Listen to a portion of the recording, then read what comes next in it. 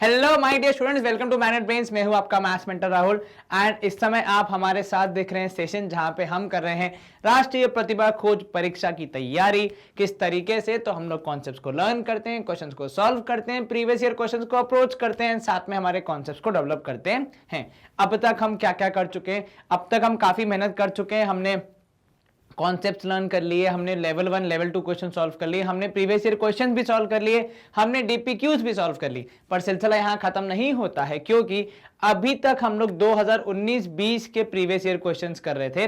अब हम 2018-19 पे फोकस करते हुए उस साल में आए हुए जो प्रीवियस ईयर क्वेश्चंस हैं उनको फोकस करते हुए ये सेशन को कंप्लीट करेंगे एंड देन स्लोली ऐसे आने वाले ईयर्स के बारे में भी बात करेंगे। ठीक है, तो चलिए आज का सेशन का हम समय ज्यादा बर्बाद ना करते हुए शुरू करते हैं हमारे सिलसिले को। पेन पेपर चेक कर लेते हैं कि आपको यहाँ पे पेन का निशान दिख रहा है। जी हाँ।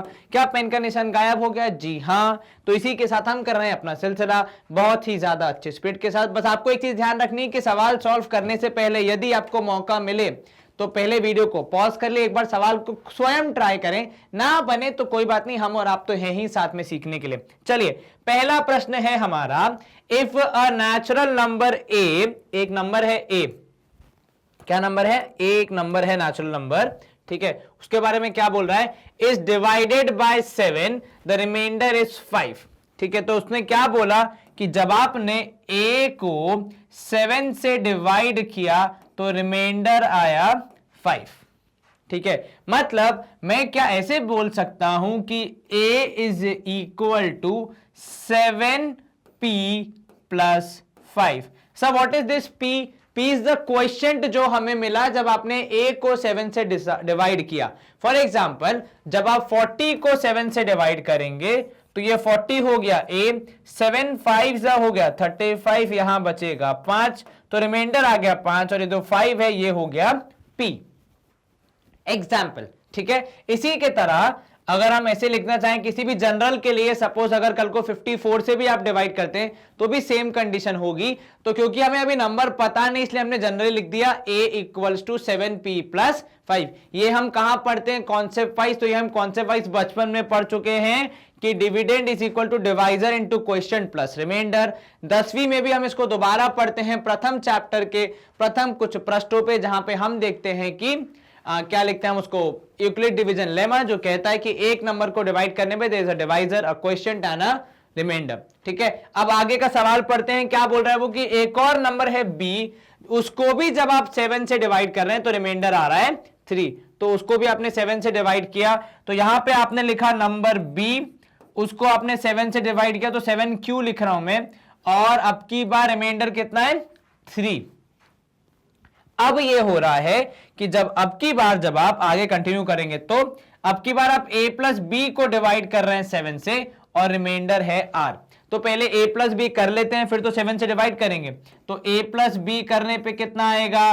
तो वो आएगा 7p plus 5 plus 7q plus 3। ठीक है, तो a प्लस बी हो जाएगा 7p और 7q साथ में आ जाएंगे।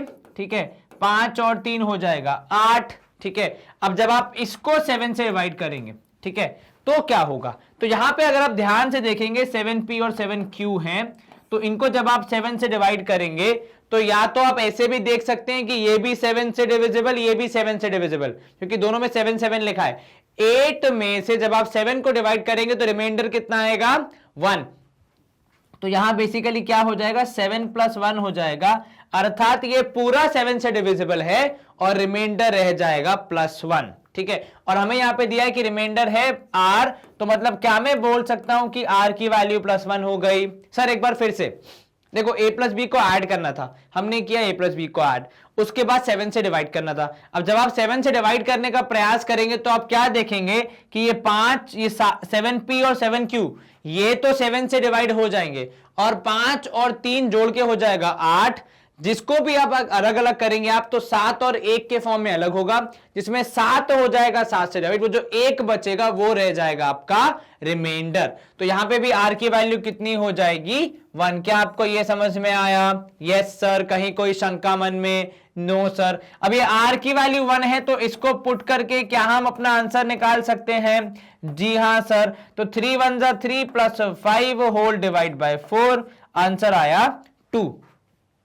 तो बेसिकली यहां पे करना क्या था, यहां पे आपको डिवीजन का जो बेसिक नियम है उसका इस्तेमाल करके आर की वैल्यू निकालनी थी और उसके बाद पुट करके फाइनल आंसर निकालना था, जो कि आया B, option B, that is 2। ठीक है, क्या किया हमने, ऐड करने के बाद डिवाइड कर दिया। जो मेन पार्ट था वो ये वाला सेक्शन था जहां पे आप ऐड करने के बाद डिवाइड करके सब जोड़ तोड़ करके देख रहे थे। ठीक है, मान लीजिए यहां पे 5 और 4 होता तो आपका जवाब आता 9, तो 7 और 2 हो जाते अलग अलग, तो 7 हो जाता डिवाइड और 2 रह जाता रिमाइंडर। ठीक है, उस केस में फिर आपका सॉल्व करने का तरीका अलग हो जाता, मतलब वो 3r + 5 की वैल्यू अलग हो जाती। कंप्यूटर जी से अनुरोध है, कृपया हमें बताएं कि हमारा जवाब ठीक है या फिर नहीं।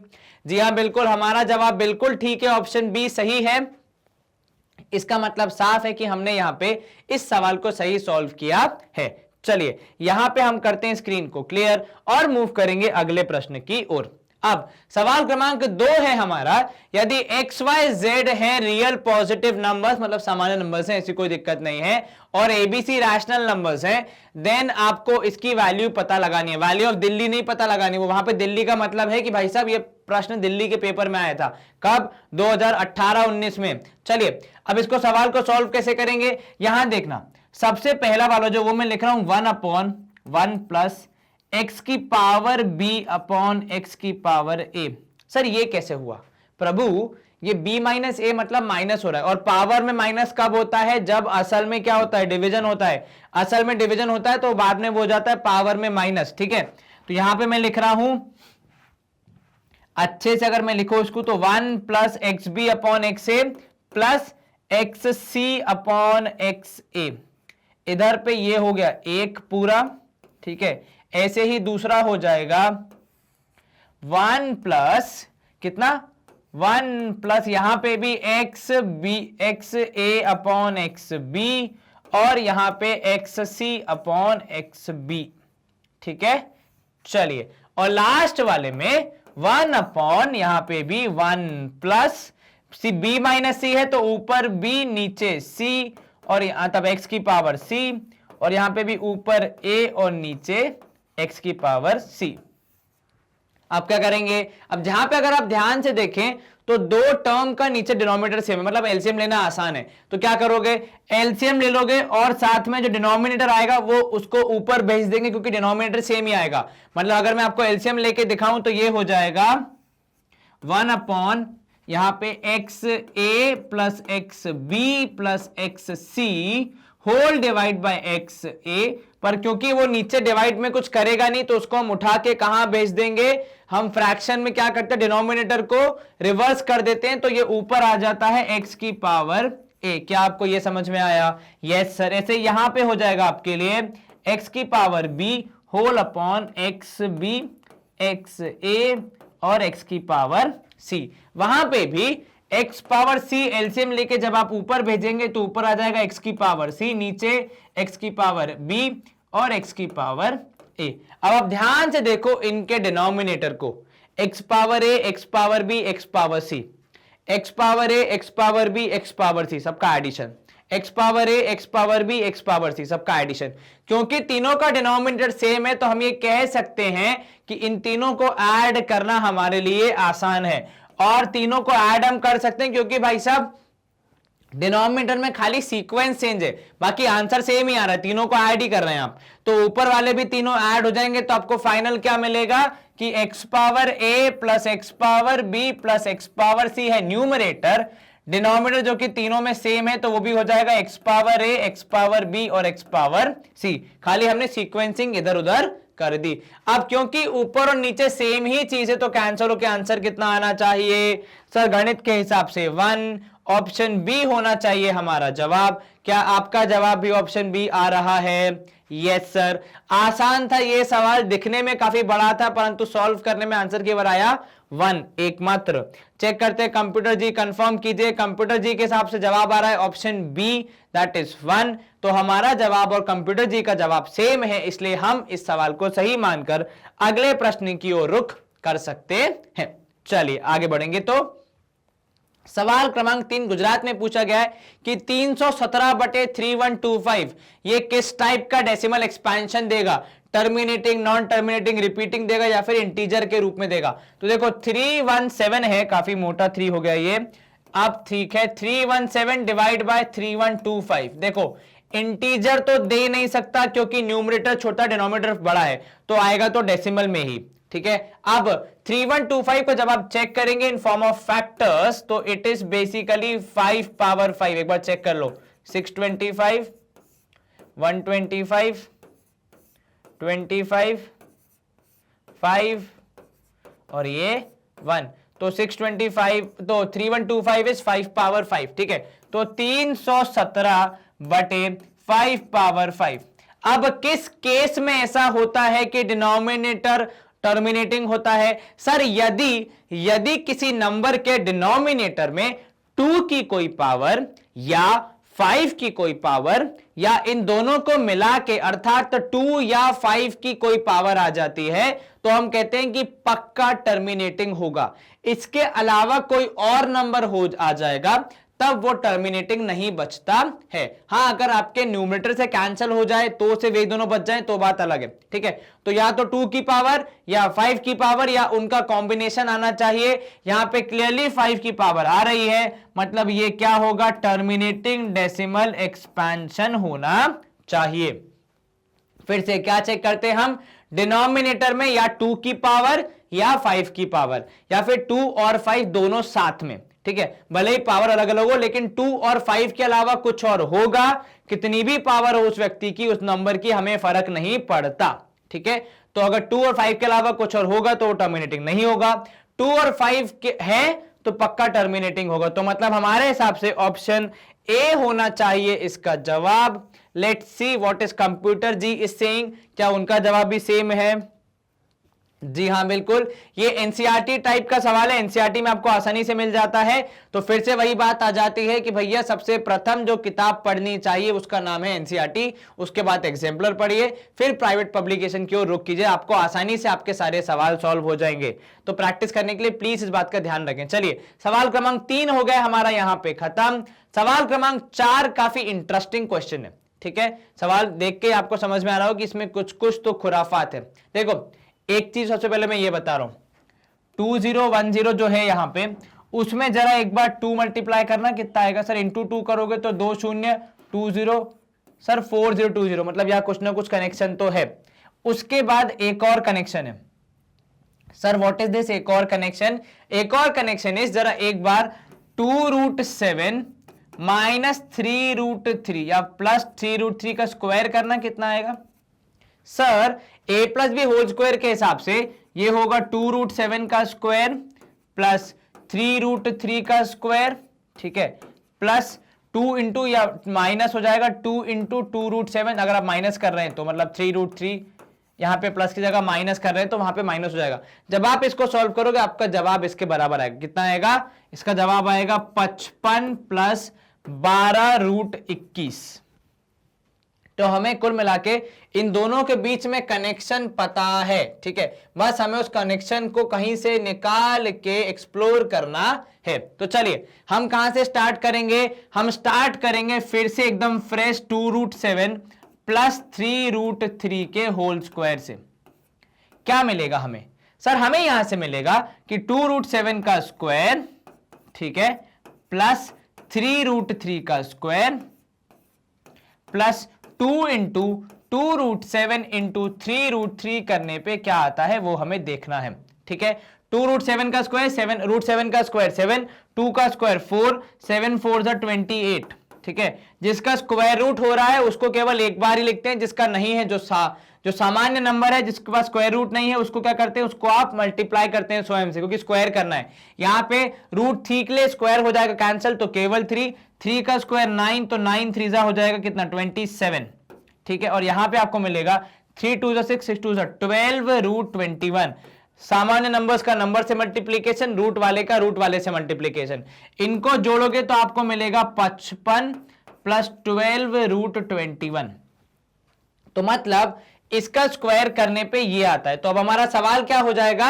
अब हमारा सवाल हम चेंज कर देंगे थोड़ा सा, ठीक है, और हम उसको क्या लिखेंगे? तो हम उसको लिखने वाले हैं कि ये है 201, ये ऐसे लिख दो इसको कि 2√7 -3√3 की पावर 1/2010, बिकॉज यहां पे क्या है, nth रूट है, रूट का मतलब होता है फ्रैक्शन में पावर, डिनोमिनेटर में पावर, ठीक है। और साथ में हम मल्टीप्लाई किससे कर रहे हैं, तो 55 + 12√21 की जगह ये लिख सकते हैं, हां जी सर बिल्कुल लिख सकते हैं। तो ये हो जाएगा 2√7 + 3√3 का स्क्वायर एंड उस पूरे की पावर 1/4020। क्या किया मैंने, जो nth रूट था उसको पावर को किसमें लिख दिया, फ्रैक्शन में लिख दिया। अब आगे सॉल्व करेंगे इसको, तो ये 2 और ये 2040 आपस में क्या हो जाएंगे, मल्टीप्लाई हो जाएंगे। तो आपको मिलेगा यहां पे 2√7 - 3√3 की पावर 1/2010। और क्योंकि ये पावर मल्टीप्लाई होगी और ये फ्रैक्शन में है, ये है 1/4020, तो ये पावर हो जाएगी न्यूमरेटर से मल्टीप्लाई और कैंसल होके आपको मिलेगा कितना, तो आपको मिलेगा 2√7 + 3√3 होल पावर 2/4020, कितना, 404020। अब आप जिसको कैंसल करेंगे तो आपको जवाब में मिलेगा 2 और 4020 कैंसल, आपको मिलेगा 1/2010, ठीक है, क्योंकि आपने कैंसिल कर दिया। जब पावर सेम हो तो बेस कैन बी मल्टीप्लाइड, तो बेस मल्टीप्लाई होकर आपको क्या मिलेंगे, आपको मिलेंगे 2√7 - 3√3 is multiplied with 2√7 + 3√3 and whole power is 1/2010, ठीक है। अब यहां पे a - b into a + b कितना होता है सर, a² - b², तो दिस चेंजेस टू 2√7, ठीक है, -2√7 का स्क्वायर, सॉरी -3√3 का square exactly and whole power 1/21020, ठीक है। तो 2√7 का स्क्वायर करो सर, √7 का स्क्वायर इज 7, 2 का स्क्वायर 4, तो आपका जवाब आना चाहिए 28, बिल्कुल ठीक। -√3 का स्क्वायर 3, 3 का स्क्वायर 9, 9 3 हो जाएगा 27, ठीक है। एंड इस पूरे की पावर कितनी है, 1/2010, ठीक है। माइनस करोगे आंसर आएगा 1, तो 1 की पावर है 1/2010, 1 की कोई सी भी पावर ले लो, कितना भी square, cube, 4th power, 10th, 100 power ले लो, आंसर 1। और square root, cube root, 4th root, 100 root, 1000 root, कोई सा भी ले लो, आंसर आएगा 1। तो इसका आंसर कुल मिला के कितना आएगा, 1 ही आएगा। तो आपका जवाब होना चाहिए ऑप्शन सी 1, ठीक है। इस सवाल को अप्रोच कैसे करना है, तो जरा एक बार सवाल को ध्यान से स्कैन करो, क्या वैल्यूज में कुछ कनेक्शन है। तो हां सर, पहले मुझे दिखा कि 2010 और 4020 में कनेक्शन है, उसके बाद मैंने अंदर वाली वैल्यूज का आपस में कनेक्शन ढूंढने का प्रयास किया, क्योंकि जब बाहर वालों में कनेक्शन है तो अंदर वालों में भी कुछ ना कुछ होना चाहिए। तो ऐसा हमने ढूंढने का प्रयास किया, हमें कनेक्शन मिल गया और हम सवाल सॉल्व कर पाए। तो जब भी ऐसा सवाल है तो क्या करना है, कनेक्शन चेक करना है। कनेक्शन मिल गया तो अच्छी बात है, नहीं मिला तो फिर थोड़ी सी दिक्कत हो सकती है।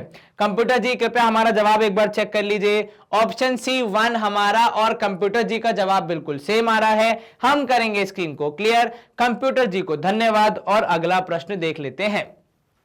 सवाल क्रमांक 5, विच of the following is not a irrational number, ठीक है। अब यहां पे बच्चा जल्दबाजी में क्या करता है, भाई एनटीएससी का एग्जाम है, बहुत सारे सवाल करने हैं, जवाब ढूंढने हैं और नोट पढ़ना भूल जाते हैं। क्या बोला, विच of the following is an irrational number, ऐसा भी आप पढ़ सकते हैं। तो जो आपको आसान लगा आपने, ठीक है, √2 लिख दिया आपका इर्रेशनल नंबर। इनमें से कौन सा वाला इरेशनल नंबर नहीं है, ये पूछा, नॉट बोला है, तो कैसे चेक करोगे सर, ये तो पक्का इरेशनल है, ठीक है, ये भी इरेशनल है, ये भी इरेशनल है यहां पे, लेकिन √11 कैंसिल हो सकता है, तो आपका जवाब बचेगा 2/7 विच इज अ रैशनल नंबर। तो एकदम सरल से ज्ञान के हिसाब से ये जो 2√11 अपॉन 7√11 है, इसमें कैंसिलेशन के बाद 2/7 बचेगा which is a rational number, because rational number की परिभाषा क्या होती है, P/Q form, P and Q integers, Q not equal to 0, तो P/Q फॉर्म है, P and Q इंटीजर्स है, मतलब 2 और 7 इंटीजर्स है, और Q is not equal to 0 अर्थात 7 इज नॉट इक्वल टू 0, तो हमने ऑप्शन डी कर दिया है मार्क। आइए कंप्यूटर जी से एक बार पूछ रहे थे, कंप्यूटर जी इसका जवाब बताइए। जी हाँ बिल्कुल, इसका जवाब काफी आसान था, ये सवाल हमने कर दिया, इसको सॉल्व, स्क्रीन करेंगे क्लियर। ऑप्शन डी था हमारा सही जवाब, काफी आसान सा सवाल। अगला प्रश्न देख लेते हैं। सवाल क्रमांक 6, which of the following statements are not true. फिर से क्या बोल रहा है वो आपसे, नॉट ट्रू बोल रहा है, तो इस बात का ध्यान रखना, ठीक है, ट्रू बोल रहा है कि नॉट ट्रू बोल रहा है। चलो इधर देख लो, सबसे पहला स्टेटमेंट है हमारा, sum of two irrational numbers is always irrational. दो इर्रेशनल नंबर्स को जोड़ने पे हमेशा इर्रेशनल नंबर ही आता है। एग्जाम्पल, अगर क्योंकि मुझे स्टेटमेंट ट्रू या फॉल्स बताना है, तो जब किसी स्टेटमेंट को ट्रू होना है, यदि किसी स्टेटमेंट को, किसी चीज को सत्य होना है, तो उसे हर बार सत्य होना पड़ेगा, ठीक है, और यदि फॉल्स कराना है तो एक बार भी फॉल्स हो गया तो मतलब वो फॉल्स ही कहलाएगा, ठीक है। तो अगर मैं ऐसा एक भी एग्जाम्पल दे पाया जहां पे हमारा गिवन स्टेटमेंट फॉल्स हो जाता है, तो जवाब क्या हो जाएगा, फॉल्स या फिर नॉट ट्रू। अब यहां देखना, पाई एक इर्रेशनल नंबर है, यस सर, ठीक है, माइनस पाई एक दूसरा इर्रेशनल नंबर है, हां क्यों नहीं हो सकता भाई, माइनस पाई भी दूसरा इर्रेशनल नंबर हो सकता है, ठीक है। क्या मैं माइनस पाई और पाई का सम नहीं कर सकता? बिल्कुल कर सकते हैं सर। क्या किया मैंने, सम किया, किसका, दो इर्रेशनल नंबर्स का, कौन से, माइनस पाई और पाई। स्टेटमेंट के हिसाब से इनका जवाब इर्रेशनल आना चाहिए। जब मैं इसको सॉल्व करूंगा मेरा जवाब आएगा 0 विच इज अ रैशनल नंबर। तो इसके हिसाब से जो हमने एग्जांपल दिया उसके हिसाब से स्टेटमेंट क्या है, स्टेटमेंट फॉल्स है, स्टेटमेंट इज नॉट ट्रू, ठीक है। तो मतलब ऑप्शन ए जहां पे है हम उसको मार्क कर सकते हैं। तो ये तीनों ऑप्शन में आ रहा है तो मतलब तीनों में से कोई भी हमारा जवाब हो सकता है। कई बार ऐसा होता है कि कोई दो ऑप्शन ऐसे जहां पे कि ये गायब होता है, तो आप उसको एलिमिनेट भी कर सकते हैं, ठीक है। अब difference between two irrational numbers is irrational, ठीक है। अब फॉर एग्जांपल √2 माइनस √2 क्या है, ये इर्रेशनल नंबर्स हैं, ठीक है। दोनों को डिफरेंस करेंगे तो कितना होगा, 0 होगा, ठीक है, which is an rational number. तो क्या difference between two irrational numbers irrational, not always, it can be irrational sometimes, it can be rational sometimes, ठीक है। अच्छा एक और एग्जांपल ले लो, 2.1 2 3 4 5 6 एंड सो ऑन, ठीक है। ऐसे अगर आप किसी और को माइनस कर रहे हैं, ठीक है, मान लीजिए 2.2 2 3 4 5 6, क्या ये दोनों नंबर इर्रेशनल है?